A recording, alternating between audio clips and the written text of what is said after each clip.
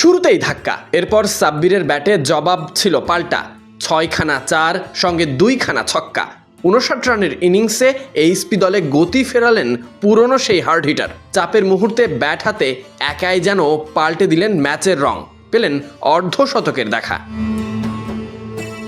High performer টাইগারদের সামনে আগে ব্যাটিংয়ে নেমে পাত্তাই পায়নি হোবার্ট হেরিকেন্স।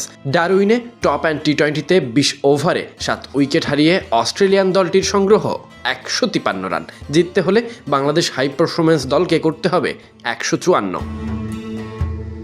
শুরু থেকেই বল হাতে বাজিমাত। হোবার্ডের ব্যাটিংয়ে নিয়মিত আঘাত এনেছেন বাংলাদেশের বোলাররা। মাত্র 6 রানে প্রথম উইকেট, এরপর 13 রানে দ্বিতীয়, 51 রানে তৃতীয়, 91 রানে চতুর্থ। এভাবে নিয়মিত বিরতিতে 102 রানে পঞ্চম উইকেট হারায় তারা। প্রথম ম্যাচের মতো আজও বল হাতে সেরা মোহাম্মদ রুবেল 4 ওভারের স্পেলে 25 রান খরচায় তুলে নিয়েছেন 3 উইকেট।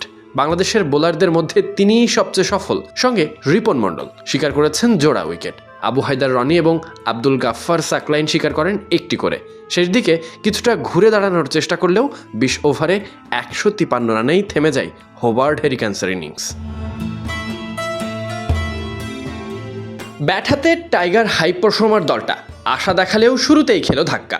প্রথম 3 ব্যাটার ফিরেছে ডাবল ডিজিট স্পর্শ করার আগে, তবে সাব্বির রহমান হাল ধরেন শামীমকে সঙ্গী করে। এরপর শেষের দিকে আব্দুল গাফফার সাকলাইন এবং মেহরাব হোসেনের দায়িত্বশীল ব্যাটিংয়ে ধাক্কা সামলে ওঠে।